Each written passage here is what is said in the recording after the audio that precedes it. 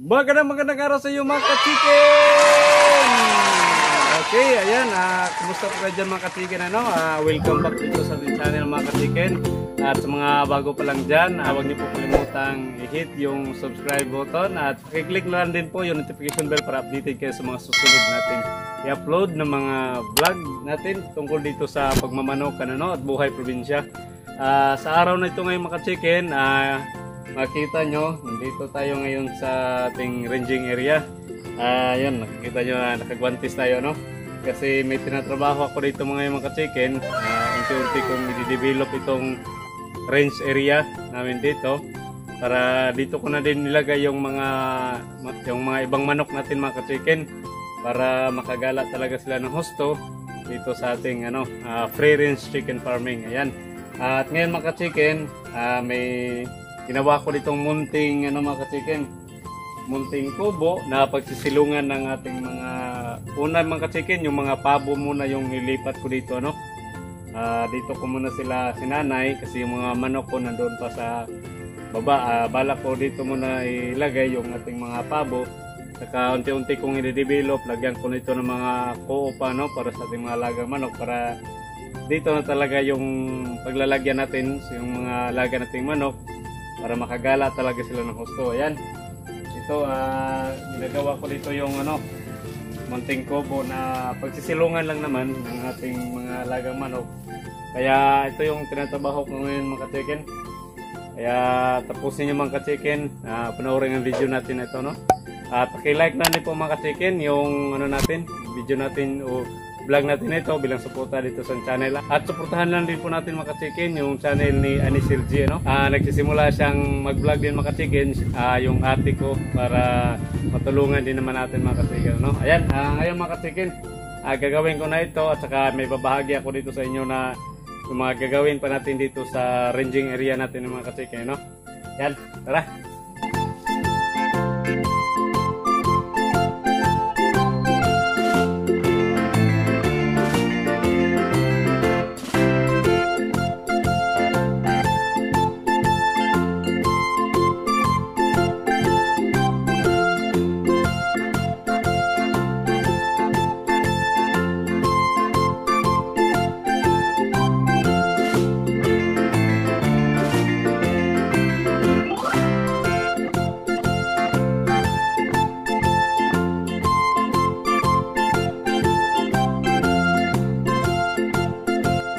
The following day.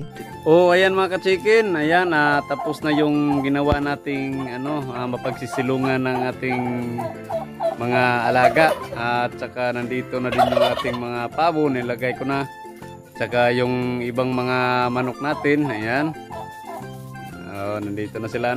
Ito na yung ranging area nila, dito ko na sila i-range. Yung iba hindi ko pa nalagay mga ka-chicken. Ayan, dito talaga ay maluwang sila at makakagala sila ng husto. Kung ano yung mga nila gustong gawin, malayang malaya talaga sila.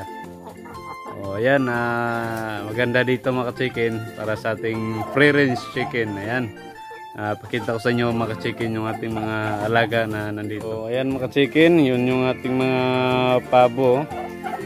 Ayan, saka yung ating mga manok. Yan. Saka dito pa. Yan, makakagala talaga sila ng gusto dito mga ka-chicken. So dito mga ka-chicken ay may range net tayo. Paikot doon sa unahan. Doon yung maluwag talaga yung mga ka-chicken dito. Area. Kaya pwede silang makagala kung saan na gusto. Makain ng mga natural na pagkain. At saka ito na mga chicken, yung ating ginawang silungan nila, open lang mga ka-chicken tuwing gabi. Sumasampa lang sila dito mga ka-chicken. Yan. At dito ko na lang din nilagay mga ka-chicken yung pagkain nila. Darak dyan at may kunting feeds para hindi na ako magdadala galing sa baba kasi medyo nasa taas ito mga ka-chicken ng area namin. Saka yan mga ka-chicken, nilagyan ko din ng lambat Yan, para dito lang talaga sila. At dyan sa likod ng lambat na dyan pababa, ibang area na din yan sa ating manukan. May mga manok din tayo dyan sa labas, dyan sa area na yan. Dito, malaya na sila makagalaw mga ka-chicken, makapag-breed ng ating mga pabo. Bala kong padamihin itong mga pabo mga ka-chicken. Yan, ito na sila oh. Yan, natuwa talaga sila dito. Nakakagala sila ng husto. Free range talaga ang ating mga manok dito mga ka-chicken. Yan, ayos na ayos ito mga ka-chicken.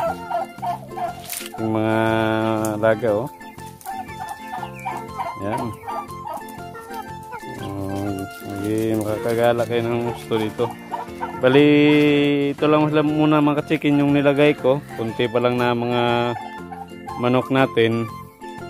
Yung iba hindi ko pa nalagay dito, no? Andun pa din sa mga co-op nila. Ito lang muna yung inuna ko. Ito lang muna yung tinauna ko ditong ni-range. Yan. Mga ano na natin. Ito. Sinusundan ako. Naghanap na ng pagkain. May wala pa. Maya pa yung kain natin. Maga pa. Ayan. Yung bang manok natin makatikin, no? Ayan. Yung pabo natin. Ganito lang mga ka-chicken, no? Buhay probinsya. Ayan, mag-alaga ng mga hayop, magtanim. Saka dito, mayroon din tayong mga pinyang tanim ni tatay. Ayan, oh. Mga kunti pa. Ayan. Yan, pwedeng gulayin yan. Ayan. Saka may madadagwa ko ditong mga ka-chicken. Tinanim. Marami pa doon sa unahan.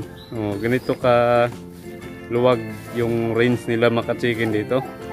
Kaya plano ko talaga dito na i-develop pa yung area para marami tayong may lagay ng mga manok dito at ma-free range natin sila. Sa baba, maganda din naman mga ka-chicken na naka-range doon. Pero mas maganda dito mga ka-chicken kasi ayan, makita nyo maraming mga halaman, maraming uod na pwede sila makain. Ang mga natural talaga na makain nila sa paligid mga ka-chicken. Yan. Kaya maluwag dito mga ka-chicken, no? Medyo malaki yung paggagalaan ng ating mga manok. Diyan, may net tayo nakapalibot. Nahan. Ito lang yung area na, oh. Mga saging. Sinusundan talaga nila ako mga ka-chicken, no? Kala lamid lang ako na pagkain. Wala pa. Maya pa. Yan, oh. Free range chicken. Yan talaga yung tunay na free range mga ka-chicken. Kung nakakagalaw sila ng gusto nila. Yan. Saka yung mga pabo natin mga ka-chicken. At ayun pala mga ka-chicken, may ginawa ko doon na temporary na pag-iitlogan ng ating mga pabo. Yan, oh. Yan lang muna yung ginawa kong ano mga ka-chicken. Temporary na itlogan sa kanila. Dapat ganyan mga ka-chicken, no? Kasi yung pabo natin mga ka-chicken, gustong-gusto nila may itlog yung medyo may lilim o nakikita nilang medyo may privacy sila mga ka-chicken, ano? Yan lang muna yung ano mga ka-chicken. Improvise o ano, temporary lang yan mga ka-chicken, ha? Pero okay na yan mga ka-chicken habang unti-unti nating dinidevelop yung area natin dito. Yan, para okay talaga. Ito, makakagala sila ng gusto. Marami silang damo na makain. Yan, ayos na ayos.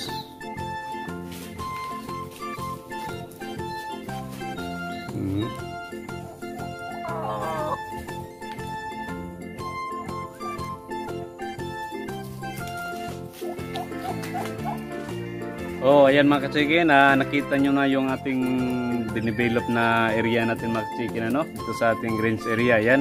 Ito sila, oh. Ito yung mga manok natin. Ayos na ayos mga kachikin, medyo maluwag talaga.